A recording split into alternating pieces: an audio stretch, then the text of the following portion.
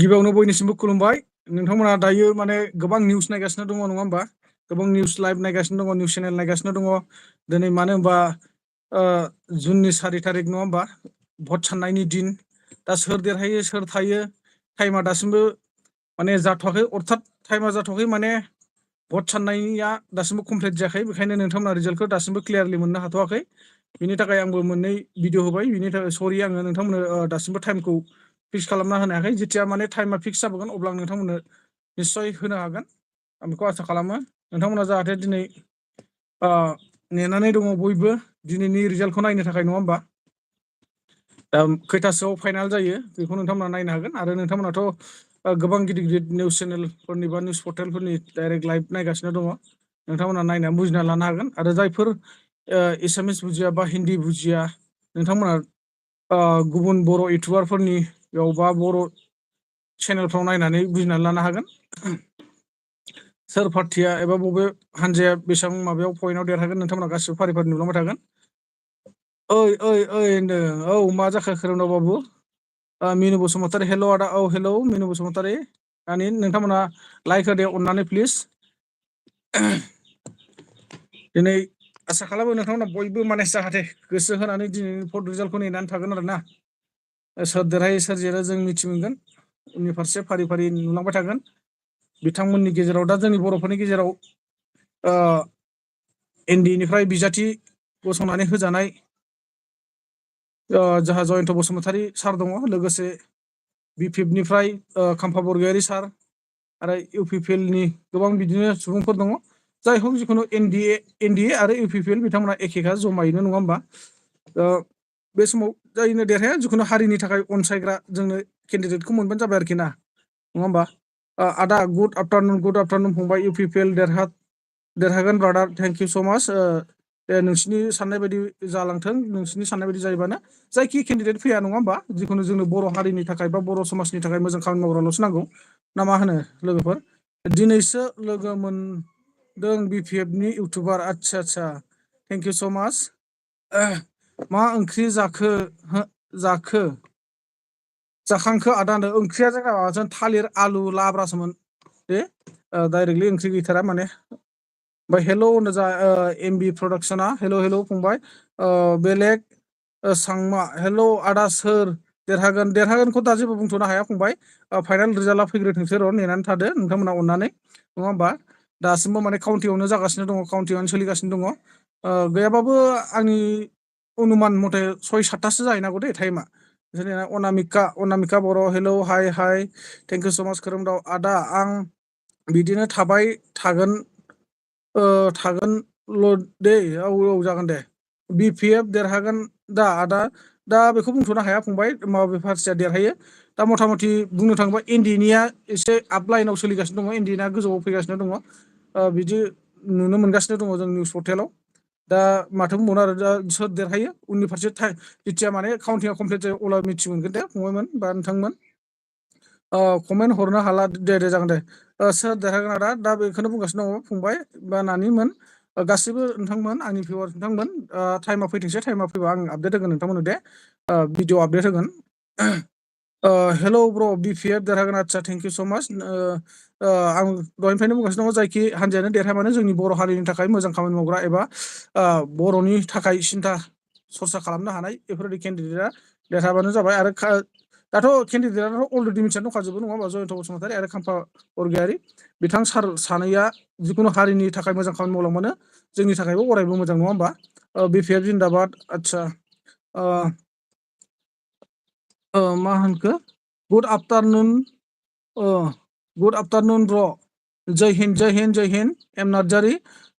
बुंदो मा खबर नोंथांना फंबायसो जागोन ना नोंथांसो जागोन? जिखुनु नोंथांखौनो लिंबाय आङो। इउ पि पि एल 1000 उइनार दं। आदसा थेंक इउ दे। जायखि जाया मानो देरहाथोंल', जिखुनु देरहानायनि गेजेरजों जोंनि बर' हारिनि थाखाय सिन्था सरसा खालामनानै, जेरै मोनसे समाव जोंहा एनडिएफबि बिर जोहोलाव बिथांमोना बेसाफोर न'खर गारै हारिनि थाखाय ओंखारबायदोंमोन, बिथांमोनखौ जेलनिफ्राय उदां खालामथोंसै आरो केसफोरखौ खालास खालामना होथोंसै, नङा होमबा?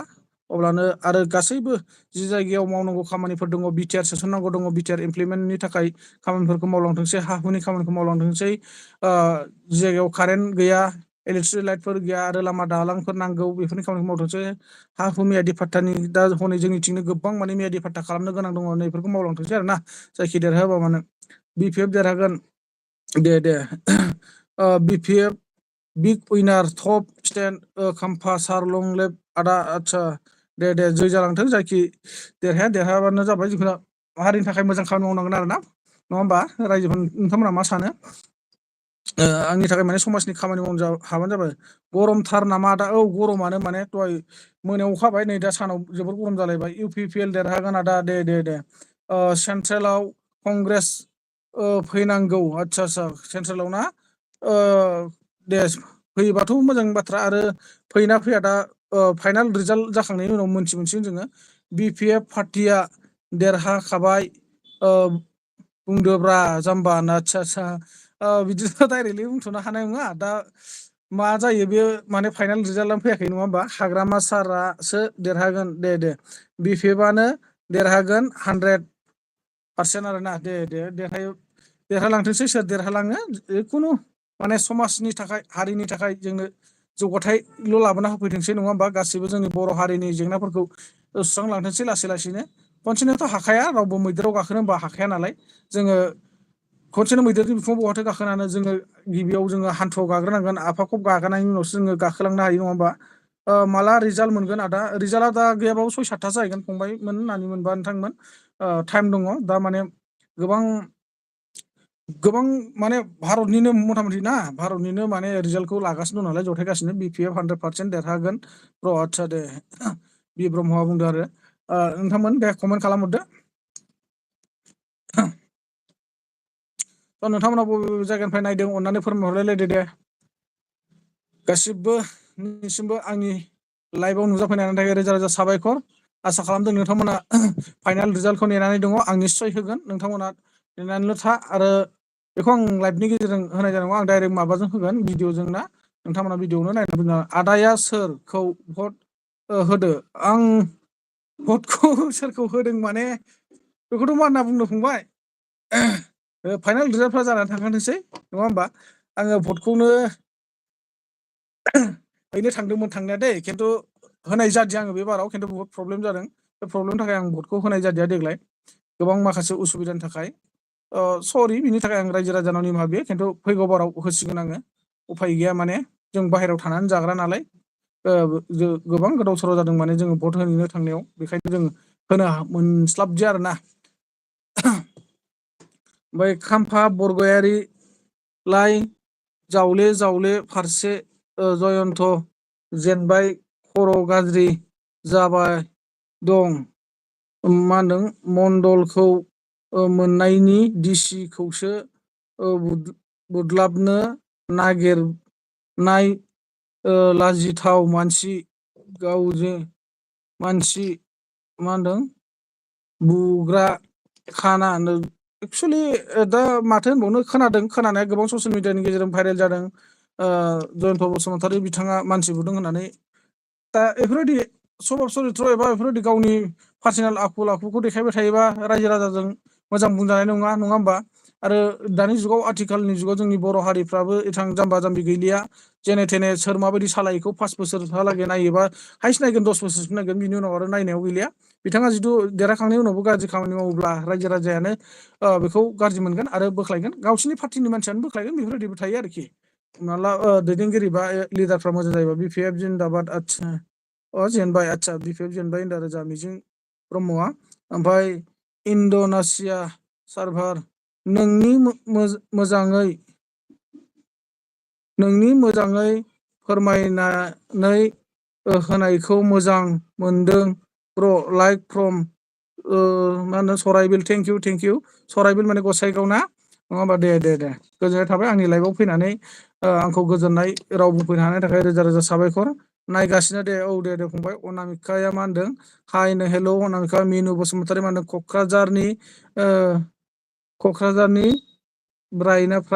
क'क्राझारनिफ्राय नायदों आदा थेंक इउ स' माच मिनु क'क्राझारनिफ्राय होनबाथ' नोंसिनिथिंनो गोगोम सोलिफुगासिनो दङ बे दायो माने माबाया इलेक्सन रिजाल्टनि निउस लाइभफ्रा नङा होमबा बड'लेण्ड बुब्लियावबो निउस लाइभनि सोमोन्दै होगासिनो दंमोन नाथाय ओरैबायदि एसे रं नुदों आङो बिथाङा खिन्थु बिजेपि एसकिनाव देरहादों एनडिए एसकिनाव थांगासिनो दङ होनना बुंदोंमोन देरहादों होनाखै जेनेबा एसकिनाव आवगायगासिनो दङ कंग्रेसआ एसकिनाव आवगायगासिनो दङ बिपिपि एसकि खिन्थु पइन्टखौ देखायनो हायाखै मानसिया पइन्टखौ देखायबा मोजां जागौमोन आरोखि ना आं गोबाव सम नायनानै फैदों पइन्टखौ देखायनो थाखाय गोबां मानसिफ्रा दुखु मोनदों आरो नांगौबा जोंफोरबायदि डाइरेक्टलि बुंबानो जायोना जेन'बा हमना ला जों मा होनना बुङो बिनि फाइनाल रिजाल्टखौ होथ'नो हाया जागासिनो दङ काउन्टिं सोलिगासिनो दङ बेफोरखौ फोरमायबानो जायोना नङा होमबा दा रायजो राजाफ्रा मा सानदों आं बेखौ मिथिया बिपिएफ पार्सेन्ट अनामिका हाइजि होनना बुंदों खोरोमदाव अनामिका हाइ होनना बुंदों जोंहा अनामिका हाइ होनदों सनजय दैमारिया हेलौ ब्र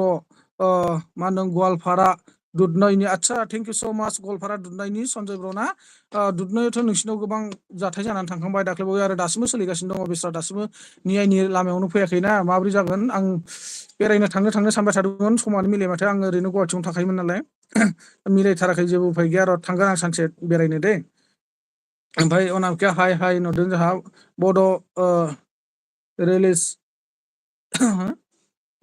रिलिज इदिसिमानो रौतानि आदसा थेंक इउ स' माच बिथाङा रौतानि आरोना ओमफ्राय लखन बसुमतारी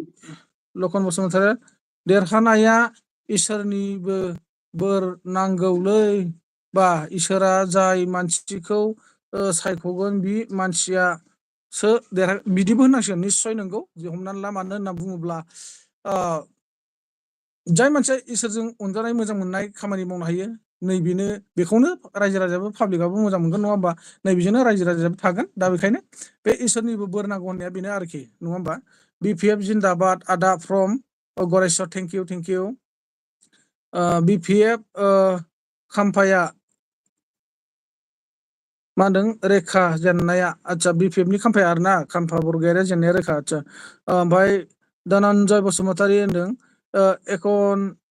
एकाउन्टिंआ बेसे थांखो आरो बेसेसो दंबावो आदा काउन्टिंआ फ्रम सनितपुर आदसा सनितपुरनि आरोना फंबाय आंबोथ' सनितपुरनि होमबा जोंनि जायगानि काउन्टिया बेसे थांखो माने आं बड'लेण्ड बुब्लियावसो नायबाय थादोंमोन दा जेबोखौनो देखायनो हायाखै मानसिया दा आङो गुबुन निउस चेनेलाव बा निउस लाइभखौ नायनानै आं नोंथांमोननो दाहाय भिडिअखौ आपल'ड होसिगोन नोंथांमोना दुखु दामोन मिथिबायना आं बिथांमोनखौ माने बर' रावजों फोरमायनायखाय मोजाङै फोरमायदों खोमा साननानै आं बिथांमोननि माबाखौ नेबाय थादोंमोन नायबाय थादोंमोन खिन्थु पइन्टखौ देखायनो हायाखै बिथांमोना कंग्रेसआ बेसे थांखो बिजेपिआ बेसे थांखो गावसोरसो खुगाजों बुंदों खिन्थु साइडआव पइन्ट देखायथारनांगौना बिसोरो नैबे पइन्टखौ देखायना होनो हायाखै आरोना दा बिनि थाखाय आङो ओंखारबोनानै आङो खुद लाइभ होफैबाय आंबो होनानै नोंथांमोनजों दसे सावरायनोसै होननानै ओंखारबोनाय जाबाय आरोना लाइक दोन आदा सना थेंक इउ जिदानि बिपिएफ देरहानाय नङा आदसा दे सोर देरहायो उननि बाथ्रासै नङा होमबा टाइमाल' फैग्रोथोंसै गैयाबाबो 6-7 जाहैगोन बे टाइमा जाय बिपिएफनि आदानो आदसा दे बिबुं नार्जारि बरियालै बा थेंक इउ स' माच गोजोननाय थाबाय मिनु बसुमतारी देरहाथोंसै देरहाथोंसैल' एमबि गैला आदा सना बावनो मा होनदों बावनो हाया अराय समनि थाखाय thank you BPF Zindabad Bishnu blog जोंहा मोजां ना आदा औ मोजां बिष्णु ब्लग नोंहा माबोरै दं खबरा बेलेग सांमाया मा होनदों आं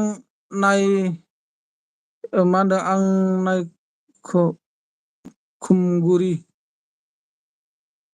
ना मा होनगोन आं नायग खुमगुरिफ्राय नायदोंमोन आदानो दे खुमगुरिया क'क्राझारमोन नामाब्रा हाइ ब्र हेलौ मा होनदों अफिसार ब्रह्म हेलौ अफिसार माबोरै दं खबर सबर मिनुआ मा होनदों आंबो नायदोंमोन आदा रिजाल्टखौ नायदोंमोन बहुद मानसिया नायदोंमोन ना बड'लेण्ड बुब्लियाव माने बिथांमोना एसे मिस्टेक जादों आरो बड'लेण्ड बुब्लियानोमोन ना लोगोफोर बड'लेण्ड बुब्लियानोमोन दा दहायनि माबा होबाय थानाया पइन्ट देखायनो हायिया गोरोन्थि जाबाबो दिगदार जागोनलै बोरैबा माबा बुंनायफ्रा बावलायलांबायसो आं गुबुन जायगायाव थानानैसो नायबाय थादोंमोन दा रुमसिम फैनो बावलायलांबायसो अनामिकाया हाइ होनदों दिङा मा होनदों दिङा बाबुआ आदालै होनदों औ फंबाय मिजिं ब्रह्म इउपिपिएलआ देरहानाया रोखा जाबाय थेंक इउ बिजय बर' इउपिपिएल जिन्दाबाद अनामिका हाइ ओमफ्राय रत्नेस्वर दैमारि सोर देरहाखो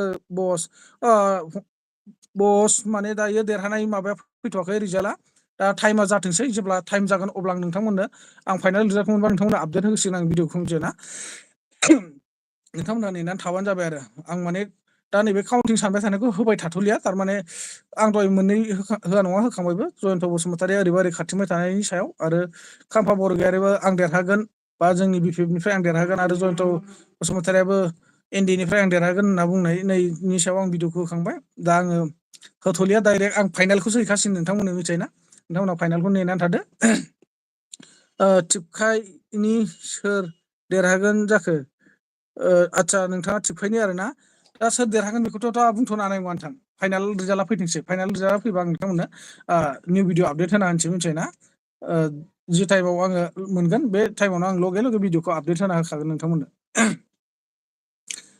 स' थेंक इउ स' माच बयनिसिमबो रोजा रोजा साबायखर आंनि लाइभआव नुजाफैनो हानायनि थाखाय नोंथांमोना जोबोद सापर्ट होफैदों आरो आसा खालामो नोंथांमोना अरायबो बेफोरबायदिनो सापर्ट खालामलायबाय थागोन नोंथांमोनाबो नाय हाजासेखौ जायफोर हिन्दी बुजियो हिन्दीनि माबाफ्रावबो निउस लाइभआव नायनानै बुजिनानै लानो हागोन आरो एसामिस बुजिबा एसामिस निउस लाइभफ्राव नायनानै बुजिनानै लानो हागोन नङा होमबा खोरोमदाव अन दङ जोंहा खोरोमदावआव मा होनदों बिपिएफ उइन आदसा लकन बसुमतारी आं चिरांनि मा होनदों निसिमानि जाय बिजाथि आरो जाय बिजाथिया रायजोफोरखौ अनसायगोन बिनो देरहागोन गाज्रि दि माने बुजि मोनासो फंबाय दिखौ नोंगौ नों बुंनाय बाथ्रायाथ' सैथो जाय बिजाथिया रायजो राजाजों अनजागोन आरो जाय बिजाथिया रायजो राजानि अनजानाय खामानि मावगोन नै बे बिथांनो अराय सम देरहाबाय थागोन आरो बिथांमोनानो जै जाबाय थागोन बे बाथ्रा सैथोखा ना इसोरनि सायाव आर'ज गाबनाय थाबाय थेंक इउ मिनु बसुमतारी हाय होनदों जोंहा ओमफ्राय रत्नेस्वर बिथाङा मा बुंदों बर'नि मोजांनि थाखाय बिपिएफ देरहानाया गोनांथिमोन देरहायोबाथ' मोजांनि बाथ्रा दा देरहायोना देरहाया फाइनाला फैग्रोथोंसै जाय हक जिखुनु आंनि साननाया बेनो बिपिएफआनो जा इउपिपिएलआनो जा बिथांमोननि पार्टि मोननैनि गेजेराव मोनसे नङा मोनसेथ' देरहाखागोन नालाय दा बेयाव बिथांमोना माने देरहाखांनायनि उनाव जाहाथे बर' हारिनि भट लानानै थांखांनायनि उनाव बर' हारिनि अननायखौ रायजो राजानि अननायखौ बिथांमोना बुजिनांगोन बुजियाब्ला बिथांमोना फैगौ बाराव निस्सय गोलैफिनगोन नङा होमबा नैबेनो आरोखि जोंनि साननाया आइकिउ बल सिं हेलौ एम खाम्फा गुमै आं मा होनखो जेनो गोसो जायालै आदसा एम खाम्फा बैनाया मा होनो जेननो गोसो जायानो आरोना दे देरहादो बैनाय नोंनि खाफालनि खोथासो बियो देरहायो ना मायो नों देरहाबाथ' मोजां जाबायलै आंहा होनदों आरो थारमाने बिगुमैनो खिन्थु फैसा हराखैलै आंनो देरहायाबा खिन्थु जावगोनाय जागोन होनदो आरो माथो दानि सरखारा माथो दालि जाग्राफोरखौ जेबो खुगाखौनो सिनो हाया बे मोनसे पइन्टखौ आंबो सिरि सिरि सानखोमाबाय थायो मानगोनां जोंहा बिटिआरनि चिफ मिनिस्टार प्रमद बर' सारआ हारिनि थाखाय नांबोनाय जिउ बावबोनाय डियार नाब्लानि हानजा अर्थात एनडिएफबिनि बिथांमोनखौ नायसनोब्ला मोजां जासिगोन नामा बिथांमोननि केसा बबे प्रसेसिङाव दङ एसे सावरायबा मोजां जागोन नामा आं बेखौ सानबाय थायो आरोखि मानोना बिथांमोनाबो खोनानाय मथे बिथांमोननि थ्रुयैनो बिटिआर एकर्डआ जानानै फैबाय बिथांमोनखौ लानानैनो दिनै बे बिटिआर एकर्डखौ एग्रिमेन्ट खालामना लाबोबाय बे हिसाबै माने बिथांमोनहा उदां जानांसिगौमोन दाहालागै बेफोरबायदि दायखौथ' मोनसे समाव बयबो मावदों हाग्रामा महिलारियाबोथ' बिलटिमोन नङा होमबा बिलटियाव थानानै बिथांमोनाथ' गोबां सुबुंनि जिउ खहा खालामबोदों थेवबाबो बिथांमोनहा डाइरेक्ट माने जेल जालायालासिनो केसफ्रा खालास जाबोजोबदों बिटिसि एकर्डनि गेजेरजों थिग बिदि जाबोयोबा जोबोद मोजां मोनगौमोन आरोखि बिटिआर सरकारखौ बा प्रमद बर' सारनि दैदेननायखौ बयबो माने रोजा रोजा साबायखर होगौमोन गोजोननाय थागौमोन आरो दाबो जेबो नङा सम दंबावो बिथाङा जिथु मावना होयोब्ला दाबो बयबो गोजोननाय फैगोन आरोखि कारेन्ट गैया नामा आदा कारेन्टआ दङ खिन्थु माबाखौ फेना गाज्रि जाना दङ दे नोंथांमोन फेन गाज्रि जाना दं नोंथांमोना आं गिसिब सिबबाय थानायखौ बुंदों खोमा ना फेन गाज्रि जाना दं ओंखायनो माने माबानो हायाखै सोर देरहागोन आदा खोन्थालाय मा होनदों सपम नार्जारि बेखौ आं दा बुंथ'नो हाया फंबाय टाइमा फैथोंसै टाइमा फैबा नोंथांमोना निस्सय भिडिअखौ आपडेट होगोन आं डाइरेक्ट फाइनाल भिडिअखौ नोंथांमोननो आपडेट होहैखानोसै दायो आङो ओरैनो गेजेर ससेयाव होथ'नाय जादोंब्ला आंबो फाइनालखौसो जमबाय दा बे फाइनालखौ लानानै आं होनोसै आरोना नोंथांमोननो आदा होनना मिनिदों जोंहा खोरोमदाव बाबुआ 30 like don thank you so' माच गासिबो रायजो राजाफ्रा अननानै मोजां मोनोब्ला खनसे लाइक हरदो दे प्लिज।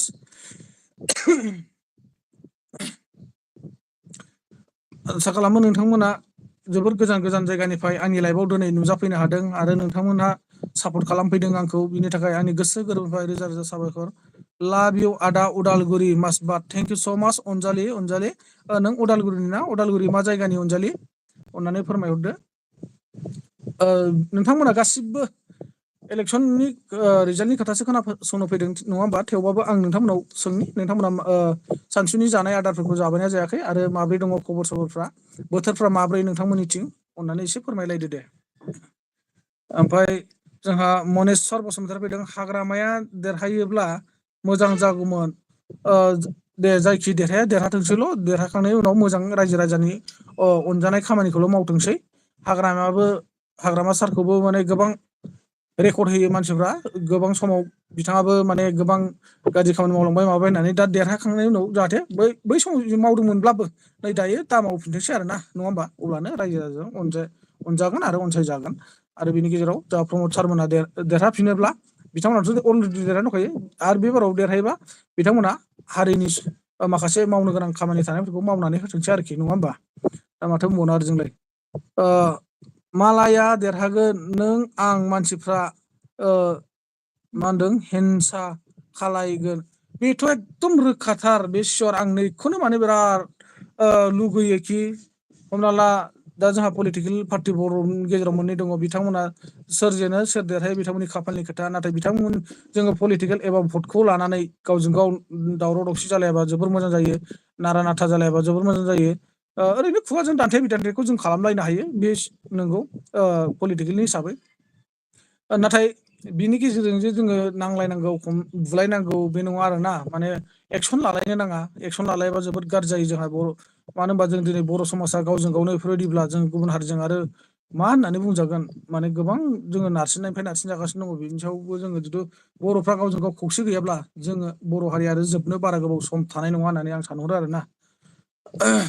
जेबो मावनो हाया बे गेन्द्राया, दालि जाग्रानि सायाव बखिबा हराव उन्दुफायानो गेन्द्रानि हिनजावा।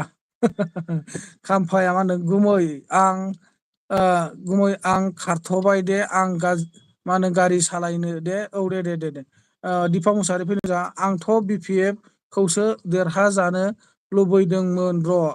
दे जिखुनु देरहाथोंसै, सोर देरहायो बिथांमोननि खाफालनि खोथासै। देरहानायनि उनाव काउन्टिंआ कमप्लिट जानायनि उनाव रिजाल्टखौ मोनगोन, रिजाल्टनि उनाव सोर देरहायो जों फाइनाल रिजाल्टखौ मोनसिगोन, नङा होमबा? बिनि उनाव जोङो मोजाङै मिथिजोबगोन। दा जाय हक बिथांमोननि गेजेराव जायखि देरहाया, आं बारे बारे बुङो, हारिखौ अनसायनांगोन।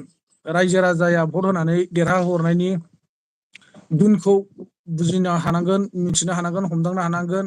दिनै उमुक जायगानि मानसिफ्रा आंनो भट होआखै, उमुक जायगाखौ आं नाया, बेफोरबायदि होनलायनानै थायोब्ला जानाय नङा बिथांमोना।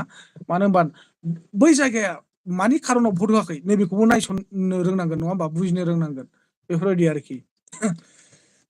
बिथाङा जिथु बे एरियायाव बा बै जायगायाव खामानिखौ मावनो हाबासो बै बिथांमोना भटखौ होगोन, नङा होमबा? थिग बेखायनो जोङो रायजो राजानि अनजानाय खामानि मावबानो जोंखौ बयबो अनसायगोन आरोखि। उदालगुरि गरायमारि आदा, आदसा नों उदालगुरि गरायमारि आरोना? गरायमारियाथ' मोननै मोनथाम दङ। दा जाय हक नैबे कलेज खाथिनि जागोन आरो ना। बिदिनो लाइभ होबाय था आदा। आदसा जागोन दे, थेंकिउ। सोरना बांसिन थांखो आदा? आंनिबा बि पि एफ देरहागोन आदा। देरहाथोंसै। दा दहाय बर्थमान दासिमाव माबोरै जाखो आं बेखौ मिथिला। दहाय आं हिन्दीनि माबायाव नायनायाव एनडिएआ एसे बारा थांनानै दंमोन, जयन्त बसुमतारिया एसे गोजौआव दावखोना दंमोन आरोना। दाहालागै माबा मोनसे जादों जानो हागौ, हयथ' बेनो बारायफिनदों, हयथ' बि पि एफआ दावखोदों, नै बिदि जानो हानाय आरोना। दा बेखौ आं बुंथ'नो हालिया, दाहायसो मिथिसिगोन आरोना। बि पि एफआ देरहाबासो साख्रि मोनगोन सालेन्डारनि सेंग्राफ्रा। साख्रिखौथ' इउ पि पि एल सरखार अर्थात प्रमदआबो होबा हायो, मानो होआखै आंबो बेखौनो सानो। बिथांमोनहा दिनै जेन'बा जायफ्रा केस दङ, जेलाव दङ, बिथांमोनखौथ' दोनथ', नाथाय केस गैयै जोहोलावजोफोर दङ, बिथांमोनखौ माबा मोनसे खालामना होनो हासैमोन आरो दाहालागै। मावनानै होयोब्ला गाहाम मोनगौमोन आरो गासै रायजो राजाफ्रा एबा पाब्लिकफ्रा। सेन्ट्रेलाव ब्लक कंग्रेसआनो देरहानांगौ होनबासो जोंनि बड'लेण्डआ रायखांजागोन ब्र'। शिलंनिफ्राय आदसा मोजां नोंथांनि बुंहरनाय रावा गाहामानो, नाथाय बिजेपिया मानो रायखाङा नङा होमबा? दा बिजेपियाबो रायखांना होबानो जायोमोन। जाय हक जिखुनु जोंनि गेजेराव हारिनि थाखाय, जोंनि बर'फोरनि थाखाय जेंनाफोरखौ फोजोबना हरबानो बिराद मोजां मोनसिगौमोन आङो। माने एक नाम्बारावनो जोंहा एनडिएफबि बिथांमोनखौ जेलनिफ्राय उदां खालामथारनांगौलै, नैबे आरोखि आंनि साननाया। बिथांमोनखौ जेलनिफ्राय उदां खालामनो हाबानो जोंहा लासै लासै जालांबायमोन आरो मोनसे नङा मोनसे। लंकायाव थांबा बयबो राबन जायो आदा, एकदम नों कारेक्ट बाथ्रा बुंदों, कारेक्ट बाथ्रा बुंदों नानिसो जागोन ना नोंथ'। बेबायदिनो आरोखि, मानो होनबा जोङो खामानि मोनसे, आं ओरैनो फर एगजामपोल बुंबाय, 1 लाखनि खामानि हरबाय, 1 लाखआवनो जिथु 70 लाख माबाखौ थावजेनखौ गावसो जानानै 30,000निसो खामानि मावना होयोबा, नै बेफोरबायदिया जोबोर गाज्रि। नांगौ जायोबा बिथांमोना खामानिखौ मावनानै हो, कमप्लिट खालामनायनि उनाव बेसेबांसो आग्लायदों बिथांमोना ओरै मोनजाखायो। आरो पिडब्लिउडिनिफ्राय बा WPTनिफ्राय बिथांमोना पार्सेन्टेज दंखायोना, नैखौनो मोनजाखायो। जेरै मोनसे समाव आङो पिडब्लिउडिनिफ्राय मोनसे खामानि हमदोंमोन, खिन्थु खामानिया साक्सेस जादिया। नैबेयाव आंहा गैयाबाबो 50% दंमोन आरोखि, इन्टारेस्टआ 50%। आङो 1,33,53,000नि खामानि हमदोंमोन आरोखि। नैखौ खिन्थु आंखौ मा खालामदों मिथिबायना, जोंनियावथ' अशक सिंहाल नालाय, अशक सिंहालआ मा खालामबाय, फरवार्डखौनो हरासै आरोखि। ओरैबायदि मानसि बे बिजेपिनि आरो। आं बेखौनो बिराद दुखु मोनो। बिनिफ्रायनो आं दिनैसिमबो बिथांनि सिलायाव गाहैयाखै आरो। बे समनिफ्राय आङो माने बिथांजों एसे गेंग्रुं जालायबोनाय जादों, एसे नांलायदबबोनाय जादों। बे समाव दासिमबो बिथांनि सिला गाहैफेराखै आं। जै बिपिएफनि जै, बिजेपि जै, मा होनो सावाका बर', जै कंग्रेसनि नंगौ नङा होमबा? जायखि सरकार फैया माने जोंथ' जैखौ होखानांगोन। आरो बिथांमोननिनो आन्दाराव जों सोलिनो गोनां जाखायो। कंग्रेसआ देरहायबा जों कंग्रेसनि जानानै सोलिखानांसिगोन, बिजेपियानो थाफिनोबा बिजेपिनि जानानै सोलिखानांसिगोन। माथो उफाय जोंलाय गेजेरनि मानसि। एफ लाभार रेड, बिथाङा मोनसे इम'जि हरदों, एनडिए जिन्दाबाद, बिपिएफ जिन्दा, उइनार थांगोन आदा, थेंक इउ। जाथों आदा, थेंक इउ। जालायथोंसै, सोर जालायो नङा होमबा? Right brother, good job, thank you so' much खोरोमदाव बसुमतारी। सानैबो एकखा आदा बिसोरनि, बिदिनो जासिगोन। खोरोमदाव, मोजां आदा, थेंक इउ राजेश ब्रह्म। कुक इटिं फैदों, नै ओरैसै सालथे, औ सालथे नों नुजाफैनो हादों, गोजोननाय थाबाय सालथे। माब्रै दं खबर सबर? लान्था सारनियाव दंमोन, गुबुन हारिफ्रा बर' रावजों रायज्लायग्रा जाबायमोन, ओमफ्राय गेन्द्रानि सरखार फैनाय लोगो लोगो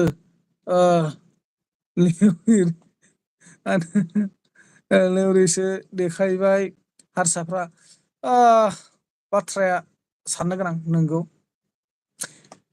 खिन्थु हाग्रामाखौ खर'आव खानाय गैयैबाबो एसे दमखौ मोजां मोनोलै आं, मिथिबायना? जेरैबायदि बाथ्रा बुङो बेयो हेमन्त बिश्व शर्मामोनखौबो, नङा होमबा? बै समावबो दा एसे दम दंमोन आरोखि। जा प्रमदआबो बेबायदि साहस लानानै दम लानाय खामानिखौ मावबा जोबोर मोजां जायो। मानो होनबा गिनो नाङालै आंनिबाथ', नङा होमबा? आं दिनै सिफ जाबाय, जोंनि बर'नि थाखाय माबा मोनसे बुंनायाव जेबो खहा जाया। नांगौबा बिथांमोना मा सापर्ट होआखै मा जागोन, गोजौनिफ्रायनो आंनि सापर्टआ थागोन ना, नङा होमबा? बेबायदि आरो आं बेखौनो सानो, ना बिथांमोना मोनसे समायखिरा लालायनाय दं नामा, जे सिफ जायोब्ला, एमएलए एमपि जायोबा, रायजो राजानि जानानै बाथ्रा बुंनाय, माबा मोनसे प्रब्लेम जायोबाबो, सोरखौबा मार्डार खालामबा, सोरखौबा माबा मोनसे खालामबा, नै बिसोरनि जानानै बुंनो मोना होननानै माबा मोनसे दं नामा? आं बेखौसो कनफिउस जाबाय थायो थारमाने, ओरैबायदि आरोखि। बेखौनो साननानै मोना आङो। टिट्टू कुमार, रंगोली भाई, ज्यादा गर्मी पड़ रहा है क्या उत्तर दिलवाले, मुंबई में बारिश बहुत तेज हो रही है। अच्छा, मुंबई में, उत्तर प्रदेश, मुंबई में बहुत ज़्यादा बारिश दे रही है। हमारा असम में रात को दिया था, मतलब सुबह को भी दिया था थोड़ा, उसके बाद में अभी बहुत गर्मी है, लेकिन धूप इतना नहीं है, फिर भी गर्मी दे रहा है। बेलेग सांगमा जै BPFनि दिपा मुसाहारि BPF खौसो देरहाबा हामगौ सानदोंमोन ब्र'।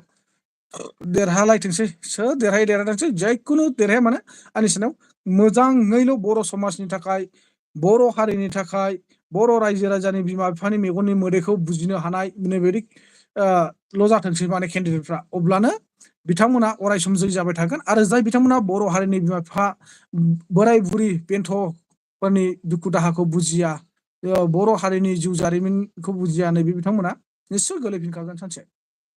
बारा गोबाव लास्टिं होखाया बिथांमोननि पलिटिकेल आयुआ, नङा होमबा?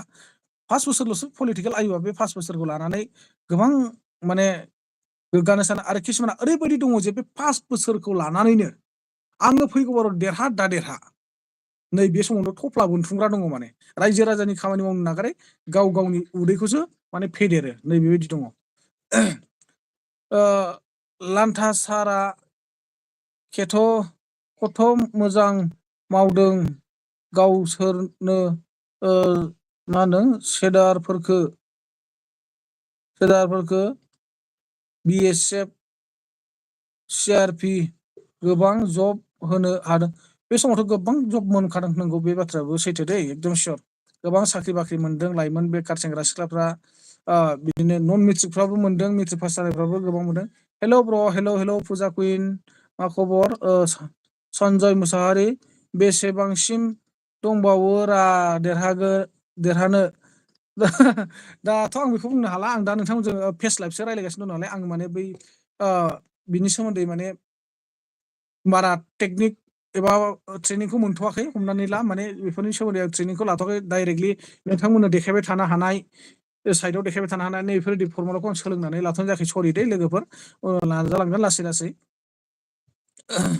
सोलोंथाइफोरबो गैया नालाय, बेनि थाखायनो गोबां साननो गोनां आरो गुबुनजों सोलोंनो गोनां दङ। दा माने आङो गुबुननि माबाखौसो नोंथांमोननो आङो निउस पर्टेल गिदिर गिदिरनिफ्राय नायनानैसो दाहाय नोंथांमोन डाइरेक्ट फाइनालखौ होनोसै आरो।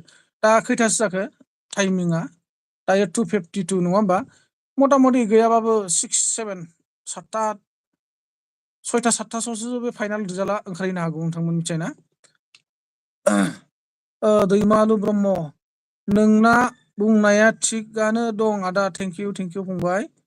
सोलाखा बर', फुटबल टीमआ गासिबो देरहाया, जायखि जाया मोनसेयाथ' उइन जाखागोन, माने उइनार जाखागोन आरोना। जोंबादिया जेबो दावराव जानांगौ गैया। थेंक इउ, एकदम बिराद गोजोनथाव बाथ्रा बियो, नंगौ, बे बाथ्रा सियर। जोंनो माथ्र' बास खोनासंबाय रिजाल्टखौ, बास, नङा होमबा? आरो हारिनि थाखाय, समाजनि थाखाय मोजां खामानि मावनो हाबानो जाबाय आरोखि, नङा होमबा? बेनो आरो जोंनि जोबथा खावलायनाय एबा रिकुइस्टआ सरखारनिसिम। सेबासो सासेबाबो देरहाखागोन। नंगौ, सासेबाबो देरहाखागोन, सानैनि गेजेराव, नङा होमबा? बिरदाव नार्जारि, BTC आव सेन्ट्रेल सेलेक्सन बर्डआ जाफिननांगौ। जाफिननांगौखौथ' बुंबाय थायो, नाथाय जागोन ना जाया, माब्ला जागोन? जाथारब्लाबो मोजां जाबायमोन, होमबानो जोबोर मोजां जागोन। बे बर्डआ थायोब्ला माने साख्रि बाख्रि होनो हागोन, नङा होमबा? दा बे बर्डखौ जोंहा आसाम सरकारनो हरनानै दोनफिनदों होननानै खोनादों। दा बेफोर माबाखौ पावारखौ लाफिनबा मोजां जायो आरोखि। हाग्रामायानो सासे जाम्बा गला जानानैबो, खर'आव मेलेम गैयै जानानैबाबो मोनसे खोथायाव गोबां पावारखौ लानानै बिथाङा गोबांथा डिपार्टमेन्ट सालायबोदोंमोन। नाथाय दिनै बिनि बाब्बा गुन गोनां होननानै बुंजायो जोंहा प्रमद बर' सारखौ। बे बिथाङा मानो सालायनो हाया, नङा होमबा? मानो सालायनो हाया? बिथाङाबो सालायनांगौ, नाजानांगौ, बारायहोनोसो नाजानांगौ, अब्लासो गासिबो गोजोननाय मोनगोन आरोखि। लाइमोन सेंग्रा सिख्लाफ्रा जाहाथे बेखार थानाय नङा। नन मेट्रिकबाबोथ' फिसा फिसौ माबा मोनसे होजायो, 3rd ग्रेड 4th ग्रेडफोर, नङा होमबा? लाइक दोन दे, थेंक इउ साले। सोलाखा बर'आ मा होनदों? दरं उदालगुरि BJP फैसिगोन, क'क्राझाराव जयन्त फैसिगोन दे, जेबो दावराव जानाङा। औ, बेलेग सांमाया मा होनदों? आखाइ गोरोबना हरदों इउस बि 99 नाइस ब्र' थेंक इउ जोंहा मिनु बसुमतारी मा होनदों बेटारि जोबसिगोन आदा दे बेटारि जोबसिगोन चार्ज होना लादो जेबो नङा थेवब्लाबो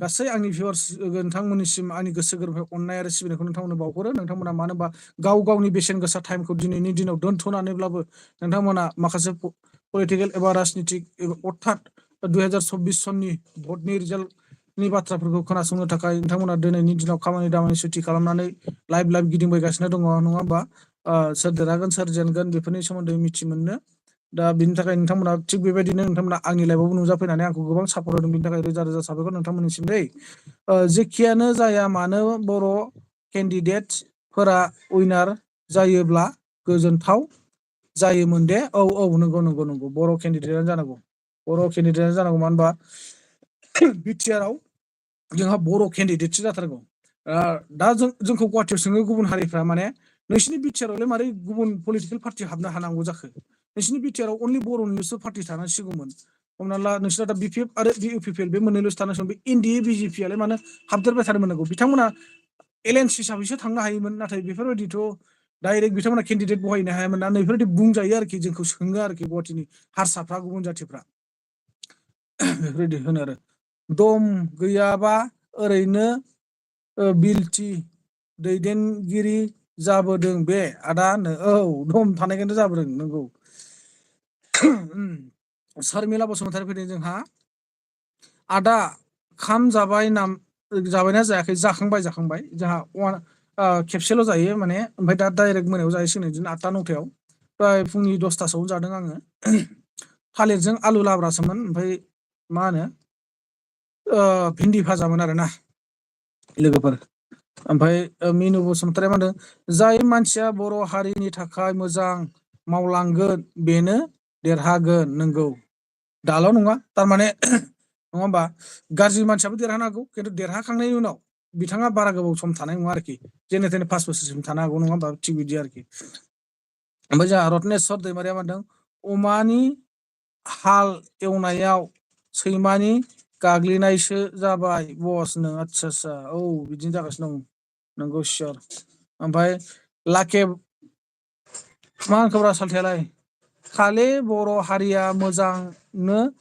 थांनानै थानांगौ सालथे जायनो बर' हिखौ मा होनखोब्रा सालथेयालाय बर' हारिखौ मोजांनो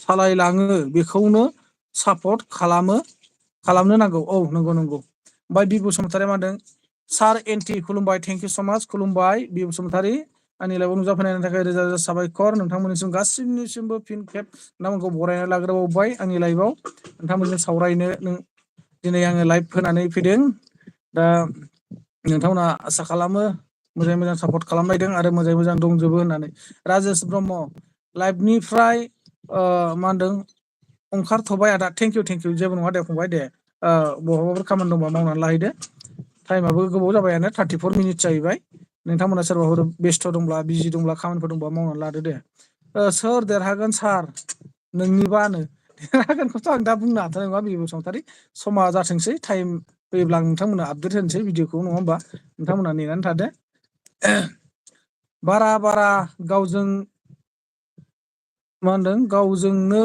गाव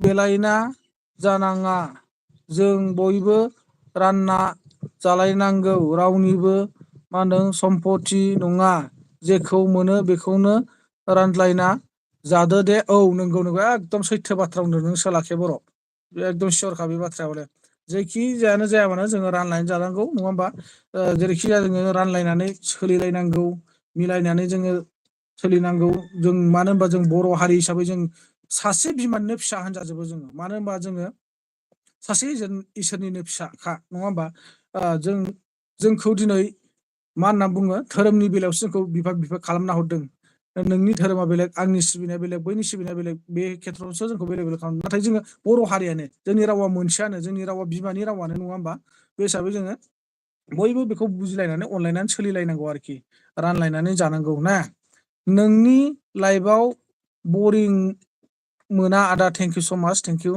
नानि गोजोननाय थाबाय जोबोद जोबोद साबायखर दैमुस्रि फुलस्रि बि हिट ब्र' थेंक इउ दे नोंथांमोना फोरमायहरदो सोर सोर बबेनिफ्राय दंबावो आंनि लाइभआव सोर सोर नायगासिनो दंबावो बहाबानिफ्राय UB99 जै बर' हारिनि थेंक इउ स' माच जै बर' हारिया जै जाथों अरायबो रत्नेस्वर दैमारिया जा बिथाङा मा होनखो थेवबो NDBनि केडारफोरनो जब्स होनायबा मोजां जागौमोन बस नंगौ एकदम सियर दिनै बुंनो थाङोबा मोनसे खोथा ओरैबायदि NDBनि बिथांमोना जायफोर खस्थ' खालामगिरि जाय मेन केडार्सफोर बिथांमोनासो मोननांगौ मोन्थायखौबो मोनबावाखै जायथुनाखि 4,22,000 रां होदोंमोन नङा होमबा नैबे मोनथायखौनो किसुमाना मोनबावाखै जायफोरा न'आव थानानै बिथांमोना हाग्रा बंग्रानिफ्राय ओंखारबोदों सालेन्डार जाफैदों सरकारजों फैनानै आखाइ थिखोफैदों बिटिआर गोरोबथाखौ खालामफैदों नैबेजों नङै केडार्सफ्रासो बा सेला बेलाफ्रासो मैया दाख्लैसो जयनिं जानाय हमनानै ला खुदखौ आंखौनो बुंबाय मोनसे खोथायाव आंथ' मोनासै बारु जेबो नङा जोंबो मोनसे समनिफ्राय गोबाव समनिफ्रायनो जोङो अफार ग्राउन्डआव थानानैबाबो गोबां हारिनि थाखाय खामानि मावदों होनजायो मोनसे खोथायाव NDBनि जानानै जों सापर्ट खालामबोदों बिथांमोनखौ अनसायबोदों बिथांमोनखौ जोङो हेल्प खालामबोदों बिथांमोनखौ जोङो दोनखोमाबोदों बिथांमोननो टाउन सहराव माबा मोनसे लायनांगौ जों लायनानै होफैदों नङा होमबा नैबेफोरबायदियाव जोंबो मोनथावनामोन बुंनो थाङोब्ला नाथाय जों मोनाखै बेखौ आंहा गाब्राया अरजाया नाथाय केडार्सफ्रा जायफोर लिडार्सफोर केडार्सफोर बिथांमोना मोनथारनांगौमोन आरोना बिथांमोना मोनोब्लानो जोंनि थाखाय जोबोर मोजांमोन आरोखि निहा बसुमतारी फैदों जोंहा निहा बसुमतारी अफिसियेल फैनानै मिनिफैदों बि बसुमतारीया होनफैदों रत्नेस्वरा मा होनदों आंबो पान्जाब लुधियानानिफ्राय नायदों बस गोसोआ ख्लाब मोनगासिनो BPFनि थाखाय थेंक इउ स' माच नोंथाङा जोबोद गोजाननिफ्राय नायहरनो हादों आंनि लाइभआव आसा खालामो नोंथाङा माने आंनि लाइभखौ बा आंनि चेनेलखौ सापर्ट खालामगासिनो दंखायो सिगांनिफ्रायनो बेखायनो दिनै नोंथाङा आंनि लाइभआव फैनानै सापर्ट खालामफैनो हादों नङा होमबा बिदिनो जों सापर्ट खालामलायनांगौ ना दिनैसो हाबसन फैफ्लांबाय हांनो आदसा नंगौ नामा दा माब्रै जाखो खबर सबर माब्रै दङ ओंखामफोर जाबाय जायाखै दा निहा बसुमतारी शर्मिला बसुमतारी मा होनदों होनदों ओमफ्राय धोरोम ब्लग फैदों जोंहा हेलौ गुड आफ्टारनुन आसाम सलाम आलैकुम होनदों आरो आसालाम आलैकुम थेंक इउ स' माच गुड आफ्टारनुन ओमफ्राय खारन मुसाहारि फैदों खारन मुसाहारिया मा होनदों आं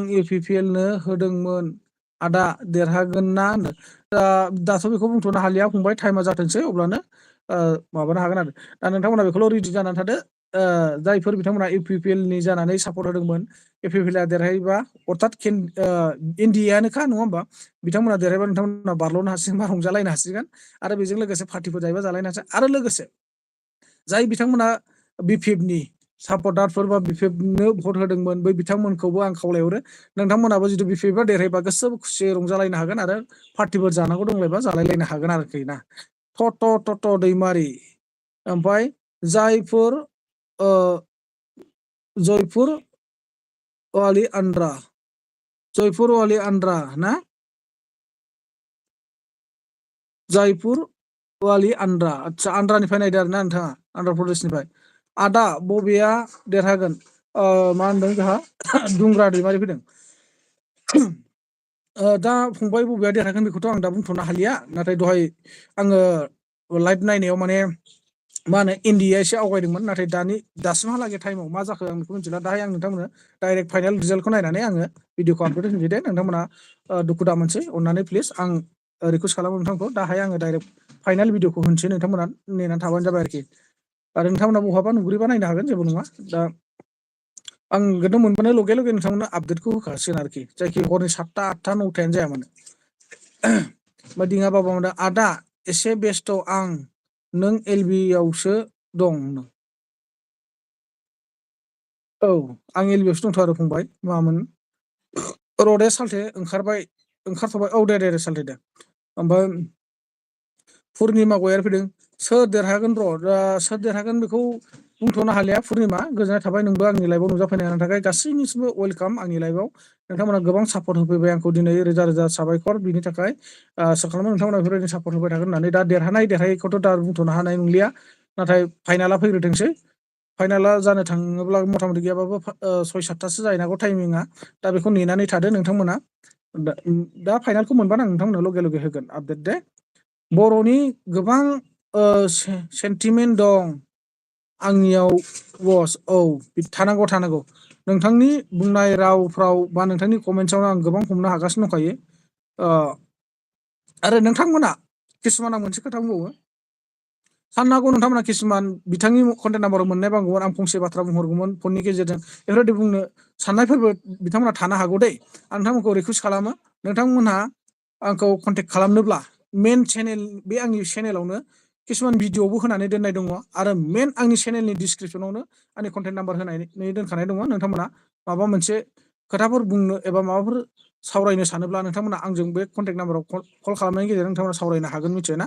आरो माबाफोर फोरमायहरनो गोनां दंब्ला बा आंनि रोङैखौ नोंथांमोना माबाफोर गोरोन्थि नुदोंब्ला भुल नुदोंब्ला कन्टेक्टनि गेजेरजोंबो फोरमायहरगोन। आदा बिदि नङामोन बिदिसोमोन बा नोंथाङा ओरैबायदि खालाम बा फंबाय नों ओरैबायदि खालाम होननानै नोंथांमोना फोरमायहरनो हागोन। आंनि कन्टेक्ट नाम्बार होनानै दोननाय दंखायो मिथिबायना। जाहाथे नोंथांमोना माबा मोनसे फिसा गोरोन्थि जायोबा बर' हारि हिसाबै गावनिनो बिदा-फंबाय हिसाबै बा आंगोनि साननानै नोंथांमोना जाहाथे निमाहा होयो आरोना। आं गिबियावनो रिकुवेस्ट खालामखायो नोंथांमोनखौ। मा होनदों हु आर इउ आदसा खयथायाव हगारगोन माने दा काउन्टिं सोलिगासिनो दङ। हु आर इउ काउन्टिं सोलिगासिनो दं। काउन्टिंआनो जोबथ'वाखै। काउन्टिंआ जोबग्रोथोंसै। काउन्टिं जोबनाय लोगो आं नोंथांमोननो आपडेटखौ होगोन मिथिबायना। मोनबानोखि मथा-मथि फाइनाल रिजाल्ट काउन्टिं माने काउन्टिं जोबहैनाय लोगो आं नोंथांमोननो आपडेट होनो हागोन। नोंथांमोना नायनो हागोन आरोना। हु आर इउआ मा होनदों फाइनाल रिजाल्टखौ लाय होनदों। बेखौनोथ' बुंबाय आङो नोंथां। 6-7थासो जाहैनांगौ बा लेटबो जानो हानाय बा एसे एनै सिगांबो जानो हानाय दै। मोनथोंल'सै आङो मोनबानो नोंथांमोना आपडेट होनो हाखागोन मिथिबायना। ओमफ्राय रत्नेस्वर दैमारिया मादों आं ओंखारथ'बाय बस थेंक इउ दे गोबां सम नोंथाङा आंखौ हेफाजाब होबाय हेल्प खालामहैबाय। गोदानफोर फैदोंब्ला आङो रिकुवेस्ट खालामो नोंथांमोना अननानै लाइक होलांदो दे प्लिज। आंबो दोननोसै जास्ट 50 मिनिटसिम होनोसै आङो 3 मिनिटखौ थाबावनोसै ना। नोंथांमोना एसे सापर्ट खालामहरदो 3 मिनिटसिमखौ। आदाया सोरजों सापर्टआथ' जों मा बुंबावनो फंबाय जेनेरेलसो जोङो नङा होमबा जेनेरेल थानांगोन। नाथाय पार्सनेलि गोसो गोरबो सिंजों मोनसेबाबो सापर्ट थायो। बेखौ दा मा होननानै बुंफ्रुनो जोङो बेखौ जालिया। जिखुनु जायखि सरकारानो फैया मानो जों बिथांमोननिनो जानानै थानो गोनां जाखायो। फैबा बिपिएफजों जों थाखानांगोन। इउपिपिएल देरहाफिनबाथ' जों इउपिपिएलनि सिङावनो थाफिननांगोन नङा होमबा। आरो जोंहा सेन्ट्रेलाव बिजेपि फैबा बिजेपिनि सिङाव थाखानांगोन। कंग्रेस फैबा कंग्रेस सिङाव थाखानांगोन। बेसो आरोना आंनि साननाया जेनेबा डाइरेक्टलि आङो बबेबा मोनसेजों दङ होननानै आं बेखौ बुंनो हाया बा थानायबो नङा आङो डाइरेक्टलि। लाइक खालाम आदानि चेनेलखौ मोजां भिडिअ बानायो आदाया। थेंक इउ स' माच आंनि जानानै नोंथांजोआ आंखौ हेफाजाब होदों। आंनि थाखाय लाइक बिनानै होदों बिनि थाखाय रोजा रोजा साबायखर बिनानावनिसिम। अनसायलायदो नोंथांमोना। नोंथांमोननि अनसायनायावनो आंनि चेनेला दिनैसिम बेहालागै आवगायबोबाय आरो लासै ग्र' जानो थांगासिनो दङ। ग्र'आथ' जाबोगासिनो दङ आरो हाजासे नोंथांमोननि मदद लानानै आङो दिनै बिसिम आवगायबोनो हादों। जाहाथे थाबैनो आंनि चेनेलाबो गुबुनफोरनि बायदि गोजौ फारसे जौगालांनो हायो आं बेखौसो आसा खालामगासिनो दं आरोना। आरो आंनि माखासे रोङै एबा सोलोंनांगौ थानायफोरखौ आङो सोलोंलांनो हायो नोंथांमोननि अननायनि गेजेरजोंनो बा नोंथांमोननिफ्रायनो बिनि फंसे खोथा एबा बाथ्राफोर लानानै ना। अके जागोन दे बस थेंक इउ रत्नेस्वर दैमारि। नोंथाङा बेस्थ' दङ दायो खामानि दङ नोंथाङा थांनो हासिगोन दे। गोजोननाय थाबाय नोंथाङा गोबाव सम आंनि लाइफआव फैनानै आंखौ हेल्प खालामफैनो हानायनि थाखाय। हु आर इउआ मा होनो सोर देरहामारगोन रा एक्जिटिभसो जासोबाय बे एथ'ग्राम माने माबा जाथ'नो नाङा दाहाय नेनानै थाथ' नोंथाङा। गासिबो नेनानै थाथ' नोंथांमोना देरहायोब्ला जायफोर बिपिएफखौ मोजां मोनो बा बिपिएफनो भट होदोंमोन जायफोर इउपिपिएलखौ मोजां मोननानै इउपिपिएलनो भट होदोंमोन एनडिएखौ मोजां मोननानै इउपिपिएल आरो एनडिए मोनसेयानो होनजायो नङा होमबा। दा बिथांमोननि गेजेराव बिपिएफनिया देरहायोबा बिपिएफनि जानानै नोंथांमोना बिपिएफनि सापर्टारफ्रा बा बिपिएफनि रायजोफोरखौनो होनांसिगोन आं बर्थमान। नोंथांमोना गोसोबायदि रंजा खुसि रंजालायनायनि गेजेरजों पार्टि खालामनो गोसोबा इन्जय खालामलायनांसिगोन। आरो इउपिपिएल एनडिएआ देरहायोबा नोंथांमोना गोसोबायदि नोंथांमोना पार्टि इन्जय खालामनो हागोन आरोखि। सान्ति ब्रह्म फैदों जोंहा इउपिपिएल आदसा इउपिपिएल होनना बुंदों। मिनु बसुमतारी होनदों जय Shri Ram thank you so' माच नोंथांमोना गोबाव सम आंखौ सापर्ट होबोबाय। लोगोफोर नैबे 1 मिनिटआ जायोब्लानो आङो दोननाय जासिगोन जास्ट 51 मिनिटसिम होगोन आङो बे समाव आं डाइरेक्ट नोंथांखौ बिदाय लागोन नोंथांमोना जाहाथे दुखु दामोन सोरबाफोर कमेन्ट लिरफ्रामोब्ला नोंथांमोननि कमेन्टखौ हस्लाबनो हायाबा नोंथांमोना दुखु दामोन आङो 51 मिनिटसिम होनाय जागोन नङा होमबा बेखायनो आसा खालामो नोंथांमोना बेफोरबायदिनो अराय सम सापर्ट खालामफैबाय थागोन आरो सम सम गेजेर गेजेर आं बिदिनो ओरैनोबाबो लाइभ फैखायो नोंथांमोना लाइभआव बिदिनो सावरायफैनो हागोन मोजां गाज्रि खबर लाफैनो हागोन आरो ना पि ब्रह्म फैदों जोंहा जायखि जाया देरहालांथों नाथाय हारिखौल' गोदाव सोराव दाखालामथों एकदम कारेक्ट बाथ्रा बियो नंगौ जायखि सरकारानो देरहालांथों आरो हारिखौल' जोंनि बर' हारिखौ इयुनाव गुबुनखौ जों एथ'ग्राब माने सानहरनो गोनांथि गैया नाथाय जोंहा जोंनि बर' हारिया गोदाव सोराव दाजाथों हालाय हाफाय दाजाथों बर'नि जिथुनाखि मावनांगौ खामानिफोर दङ बेफोरखौ मावथों नङा होमबा दा तपेस्वर बर' फैदों जोंहा मोजां नांदों ब्रादार नोंथांनि गुरै खौरां दिनै खोनाना थेंक इउ स' माच नोंथाङा आंनि लाइभआव फैनानै आंखौ सापर्ट होफैदों आरो आंनि गोरबोआव गोजोननाय बाथ्रा बुंहरनो हादों बेनि थाखाय रोजा रोजा साबायखर दा नोंथांमोना सानैसो गोदान फैदोंब्ला अननानै खिथाहरदो नोंथांमोना बबे जायगानिफ्राय नायगासिनो दङ आंनि लाइभखौ दा लोगोफोर आङो दोननोसै नोंथांमोना दुखु दा मोनसै नेक्स्ट लाइभआव लोगो मोनफिनसिगोन दायो टाइमाबो जाबाय 51 मिनिट्स 1 मिनिटखौ आङो नोंथांमोनाव मोनसे कुइसन खालामबावनोसै नोंथांमोना आंजों सावरायबावनो गोसो दंमोन नामा सावरायबावगौमोन नामा 1 घन्टासिम थानो सानदों नामा नोंथांमोना आंजों सानदोंब्ला नोंथांमोना फोरमायहरदो आङो 1 मिनिटखौ नोंथांमोननो बे सोंनायनि टाइमखौ होबाय दा जुदि 1 घन्टासिम थाजानो लुगैदोंबा आं थानानै होगोन दे नोंथांमोना माबाफोर सावरायबावनो एबा सोंनाय फिननाय खालामबावनो गोसोबा सोंबावनो हागोन आरो ना 1 घन्टा जानो थाखाय बारा गोबाव सम गैखालिया 9 मिनिट टाइम दं आरो आं दिनैसो first time thank you so' माच नोंथाङा दिनैसो आंनि लाइभआव फार्स्ट टाइम नङा होमबा थारमाने आंनि चेनेलावनो फार्स्ट टाइम नामा नोंथाङा नैबे आरो नोंथांमोना गासिबो अनलायनायनि गेजेरजों 1 घन्टासिम थाजानो लुगैदोंबा आं थागोन आरो नोंथांमोना माबाफोर सोंबावनो गोसो दंब्ला सोंनो हागोन आरो ना रैमालि बसुमतारी फैदों जायखिजाया बर' ओंखारबाबो जाबाय जायखिजाया बर' ओंखारबाबो रिजाल्टआव ना फाइनालाव नंगौ जोंनि बर'आनो ओंखारबानो जाबाय आरोखि जोंनि बिटिआर एबा बिटिसि ओनसोलाव नङा होमबा प्रफेसर बर'आ मा होनदों होनदों माने 1 घन्टासिम थाजानो लुगैदों आरोना नोंथांमोना 1 घन्टासिम सावरायबावगोन आरोखि ना दे सावरायदो माबाफोर सोंबावनो दंबा नोंथांमोना बबेनिफ्राय फैदों रैमालि बसुमतारिया बहानि जाखो जोंहा रैमालि बसुमतारिया आरो तपेस्वर बर' नोंथांमोना बहानि जाखो अननानै फोरमायहरदो नोंथांमोना लाइक होआखैबा लाइक होदो आङो लाइकखौ बिबाय लोगोसे नोंथांमोनाव अननायनि गेजेरजों लाइकफोर होआखैबा लाइकखौ होदो आरो ना